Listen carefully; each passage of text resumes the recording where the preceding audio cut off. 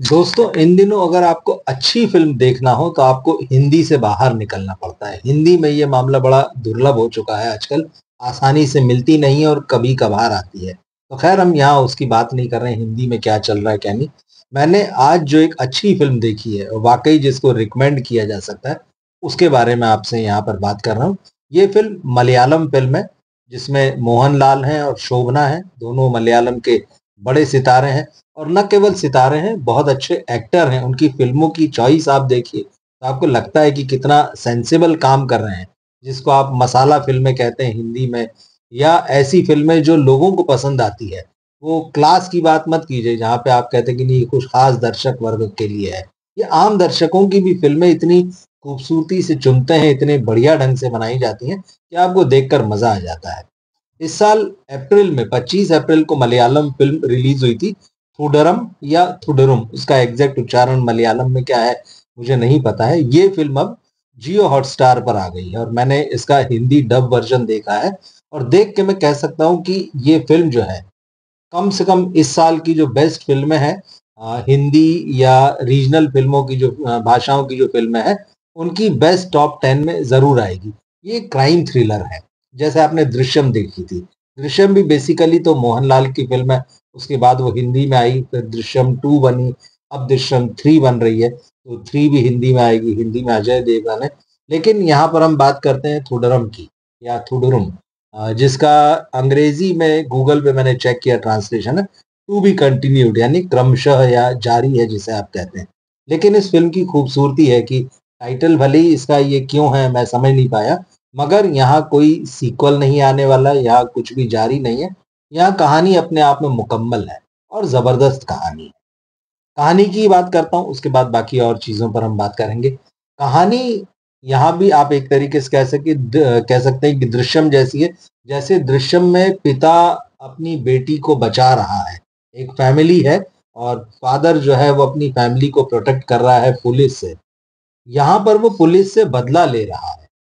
मगर किस बात का बदला ले रहे हैं? लेकिन बात यहाँ पर फिर से फैमिली के ही आस-पास घूम रही है। फैमिली को ही वो प्रोटेक्ट कर रहा है। फैमिली में ही कोई एक ऐसी वजह हुई है, जिसके कारण कि जो मोहनलाल जिनका नाम इस फ़िल्म में बेंज़ बताया गया है कि वो बेंज़ जो है एक स्टंट जूनियर आर्टिस्ट था, स्टंट आर्टिस्ट था मलयालम सिनेमा में।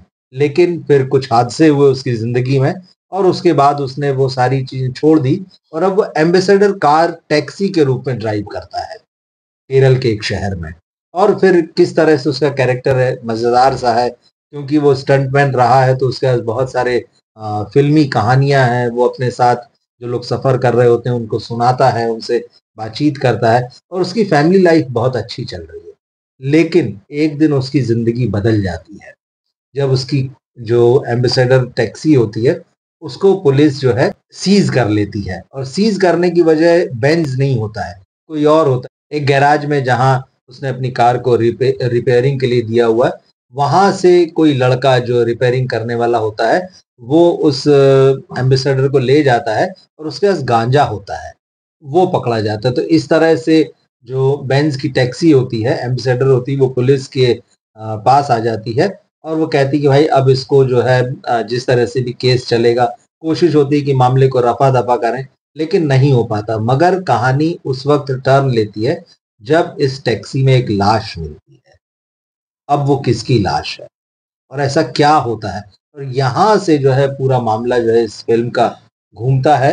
बेंज़ और पुलिस जो है वो आमने-सामने होते हैं और इसके बाद कहानी न केवल ज़बरदस्त रूप से थ्रिलर में कन्वर्ट हो जाती, बल्कि बहुत इमोशनल भी हो जाती है एक पॉइंट पर जाके।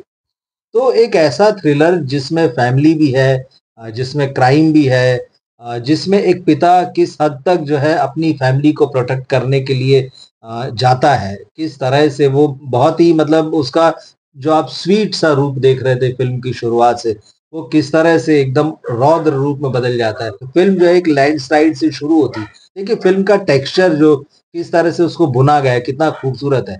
एक लैंडस्लाइड से ये फ़िल्म शुरू होती है और आपको लगता है कि शायद कोई इस प्राकृतिक हादसे की कहानी आप देखने जा रहे हैं, लेकिन वो वहाँ बहुत धीरे से घूमती है और उसके बाद जो है वो बेंज़ पर आ जाती है और बेंज की कहानी जब चल रही होती तो वो कहानी होते-होते वापस उस लैंडस्लाइड तक पहुँचती है और वहाँ से फिर एक नया टर्न लेती है। तो ये जो कहानी की बुनावट है, हिंदी के मेकर्स जो हैं, बॉलीवुड के जो मेकर्स हैं, ये भूल गए हैं कि कहानी को कैसे बुना जाता है, किस तरह से वो दर्शक को बाँध कर अलग-अलग रास्तों से ले जाती है शुरुआत से अंत तक, जिसमें उतार-चढ़ाव आते हैं बहुत सारे। तो ये कहानी जो है न केवल मतलब उसका जो प्लॉट है उसमें इंटरेस्टिंग है, बल्कि अपनी बुनावट में भी बहुत इंटरेस्टिंग है।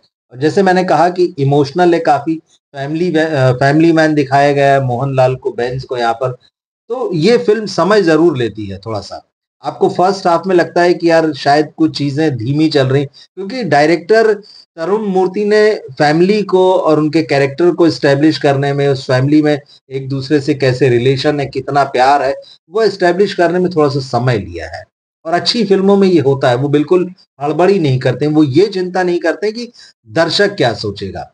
जो डायरेक्टर और राइटर हैं, वो ये बताते हैं कि हम क्या कहना चाहते हैं और वो इतने खूबसूरत क्राफ्ट से इस फ़िल्म को बनाते हैं, आपको थोड़ा-सा लगता है कि फ़िल्म कहीं धीमी है, मगर वो धीमी नहीं होती। एक दायरे को, एक तस्वीर को धीरे-धीरे वो दर्शक के लिए आने वाला जो प्लॉट है, उसके लिए दर्शक को तैयार कर रही होती मानसिक रूप से। क्योंकि आगे जिस तरह से कहानी एकदम से पलटती है, उससे पहले वो जो इमोशनली आपको चार्ज कर देती है, वही जो है आपको आने वाला जो ड्रामा है, उससे जोड़ता है और उससे इतने ज़बरदस्त रूप से कनेक्ट करता है कि फिर आप हिल नहीं पाते हैं। और फिर वहाँ जो कुछ भी दिखाया जा रहा होता है, आपको लगता है कि अरे बिल्कुल सही हो रहा है, इसमें कुछ भी गलत नहीं है।